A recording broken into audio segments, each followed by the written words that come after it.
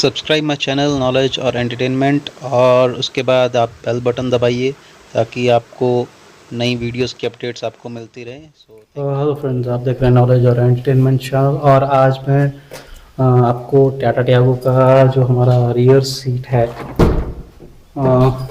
उसको मैं खोल के बताने वाला हूँ कि कैसे ये रियर सीट टाटा टियागो की खुलती है। और मेन चीज़ की रियर सीट के नीचे क्या ऐसा कंपोनेंट, क्या ऐसी चीज़ दी गई है जिसको शायद आपको जिसके बारे में नहीं पता और उसका क्या काम है, तो देखते रहिए क्या है।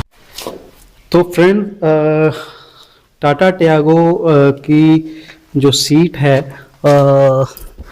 मैं आपको बताता हूँ कि ये किस तरह से खुलती है, क्योंकि बहुत बार हमें जो है वो सीट खोलकर पीछे वाली जो हमारी जो बैक सीट है उसको फोल्ड करने की ज़रूरत पड़ती है ताकि हमारा बूट स्पेस बढ़ जाए और हमारे पास कोई बड़ा सामान है, बड़ी चीज़, उसको हम कर सकें।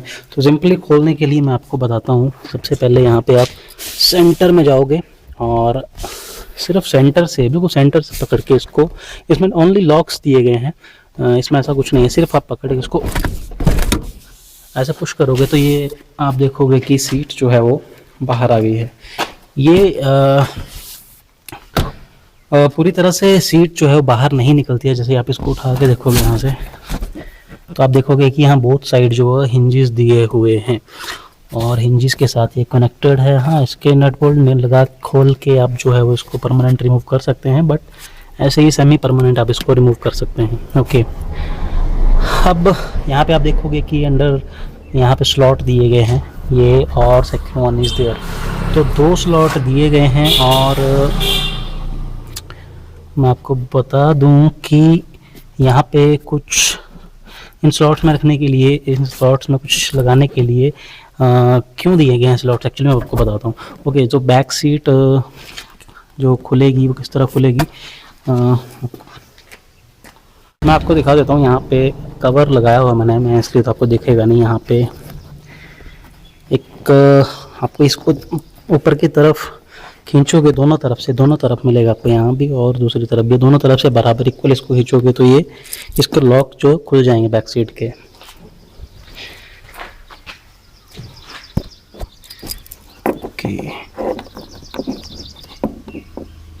तो मैं इसके जो लॉक हैं वो खोल चुका हूँ दोनों तरफ से। आप देखोगे कि यहाँ पे लॉक दिए हैं, इसको बराबर ऊपर की तरफ उठाना है और आप देखोगे कि अभी आपका जो बूट स्पेस है वो पूरी तरह खुल गया है। और आपको एक बात बता दूं मैं कि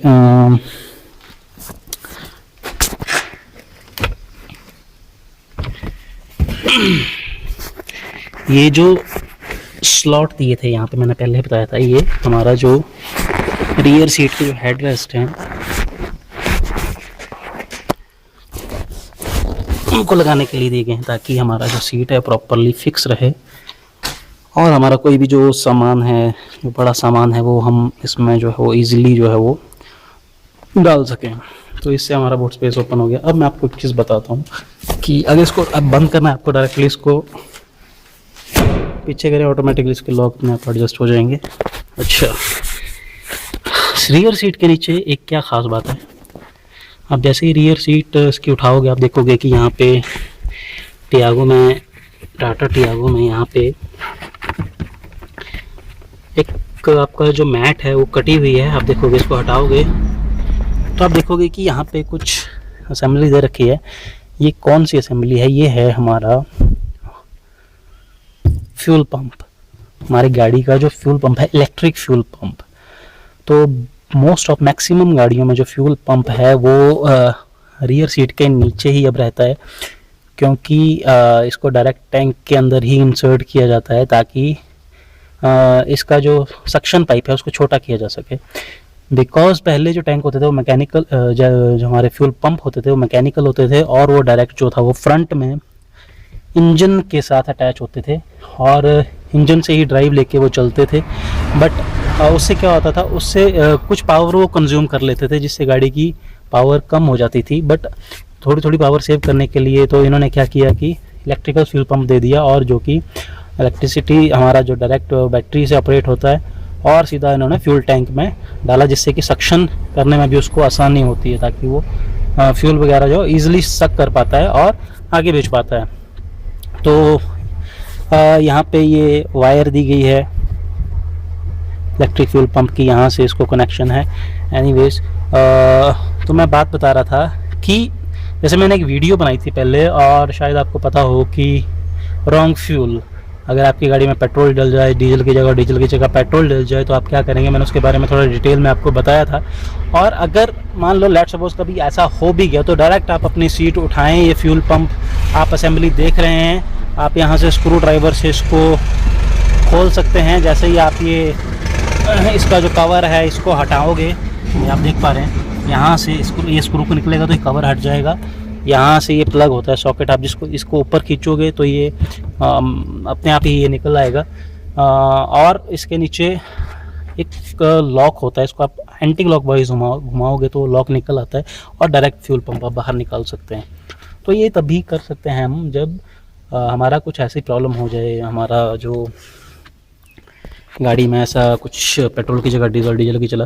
क्योंकि जैसे ही हम स्विच लगाते हैं तो स्विच लगाने से, सिंपली स्विच लगाने से हमारा जो फ्यूल पंप है वो एक्टिवेट हो जाता है, वो अपना काम करना शुरू कर देता है। जैसे मैं आपको स्विच लगा के बताता हूँ।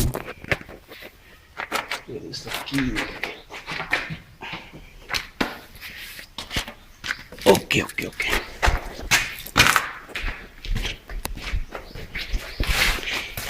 स्विच लगाने से आप देखोगे कि मैं यहाँ स्विच लगाता हूँ इसको। ओके, तो अब मैं स्विच लगाने जा रहा हूँ।